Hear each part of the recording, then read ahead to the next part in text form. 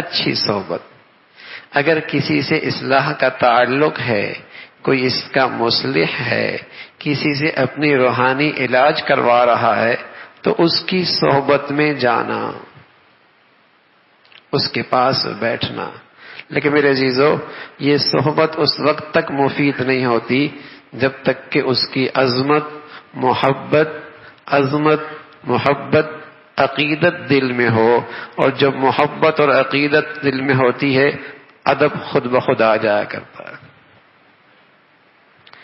ہاں، بس اوقات اب لوگوں میں بیان سننے کا چسکا تو ہوتا ہے، کوئی نئی بات سن لیں گے. سچ یہ ہے کہ اگر کسی کی عقیدت دل میں نہیں اور عظمت دل میں کوئی نہیں، تو اس صحبت سے، نرے بیان سے نفع بھی کوئی نہیں ہوتا. بلکہ اگر ایک بات اور کہوں، طلب لے کے جائے. اور طلب بھی صرف طلب نہیں، جس میں احتیاج بھی ہو. جیسے نا ایک آدمی 500 روپے کا نوٹ تقسیم کر رہا ہے، ایک آدمی کے پاس ₹1,00,000 اپنا موجود ہے، اور ایک آدمی کے پاس لاکھ نہیں، فقیر ہے. اب وہ 500 کا نوٹ کی طلب تو سب میں کہ یار مفت مل رہا ہے نا، کوئی بات نہیں میں بھی لے لیتا ہوں. لاکھ والے کے دل میں بھی طلب ہے، اور جو فقیر ہے اس کے دل میں بھی طلب ہے، لیکن دونوں کی طلب میں فرق ہے. لاکھ والا کہتا ہے مل گیا تو ٹھیک ہے، نہ ملا کوئی بات نہیں، نہ ملا تو کوئی بات نہیں. لیکن جو فقیر ہے وہ کہتا ہے میاں لے گی چھوڑنا ہے.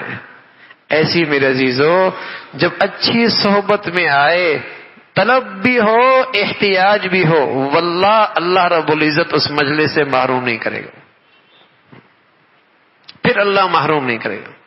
پھر تو اللہ سامنے والے سے وہ کہلواتا ہے، اس لیے کہ وہ تو تقسیم کرنے والا ہے، دینے والا تو اللہ ہے.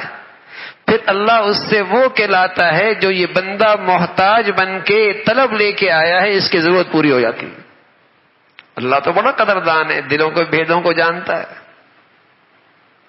پھر اللہ اسے محروم نہیں کرتا. کچھ نہیں اس مضمون سنا اور مضمون سمجھ بھی نہیں آیا، لیکن اس صحبت میں آ کر اللہ رب العزت اسے بہت کچھ عطا فرمائے. اس لیے کہ اصل تو صحبت ہے نا. حضور علیہ الصلوۃ والسلام کے صحابہ رضوان اللہ علیہم اجمعین، آپ کی صحبت ایک لمحے ایمان کی وجہ سے مل گئی، ساری دنیا سے افضل ہو گئے. مضمون سمجھ میں آئے یا نہ آئے، لیکن اگر سچی طلب لے کے آیا، احتیاج ہے، عقیدت اور عظمت اور محبت ہے، اللہ اس کی جھولی پر، اس کو اصلاح کا نفع ہوگا. ورنہ میرے عزیزو، نرے بیانوں سے جو ایک ہوتا نا، نئی کوئی بات ایسی ہو جائے، مزیدار بیان ہو جائے، ہاں، تو یہ کانوں کا بس اوقات صرف مزہ ہوتا ہے. اصلاح کب ہوتی ہے؟